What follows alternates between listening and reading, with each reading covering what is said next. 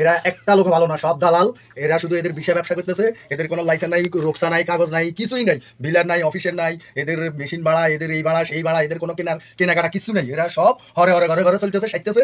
এবং আজকে যখন পুলিশ আসছে তখন তারা সবাই গেছে ফালাই। এদের কোনো কিছুই নেই, এরা সম্পূর্ণ সাফা দিয়ে। আর এখানের কিছু মূলত এদের ব্যবসা কি? এদের মূলত ব্যবসা হলো বিষয়ের ব্যবসা। এরা বিষাদী লোকজন আনি এখানে থুবাইতেছে, থুবাই থাবাই ইয়ার কি এই ট্রেডিং এ শিখবো। এরা কোনো খাওয়া দাওয়া ঠিক করে, এরা হোটেলে লাগবে বিল বাজাইছে। এরা এটা কেমন পানিও নাই, এখানে গোসলের পানি নাই, টয়লেট 10টা, মানুষ হয়েছে 300টা। এরা এখানে এদেরকে আনি জিম্মি করতেছে, রোকসা নাই, লাইসেন্স নাই। এরা কিন্তু আমাদের কাছ থেকে টাকা নিয়ে এরা আমাদেরকে জিম্মি করতেছে। এখন আমরা নিরুপায় হয়ে আমরা পুলিশের আশ্রয় নিতে বাধ্য হইতেছি, কিছু করার নাই।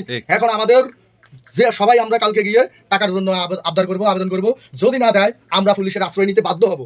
প্রয়োজনে আমাদের পরিশ্রমের কষ্টের সুদের উপরে টাকা দিই। আমি 5 লাখ টাকা খরচ করে আসছি, আরো কোম্পানি থেকে আরো জায়গাতে আসছি। এখানে আমাদের আইনছে সুযোগ সুবিধা, লোভ দেখাই, লোভনীয় এই দেখাই যে এখানে খাওয়া দাওয়া থাকা সবকিছুর সুব্যবস্থা, লাইসেন্স মানে কিন্তু এদের এখানে কিছুই পাই না। আমি এখানে 1300 রিয়াল দিছি বাংলার।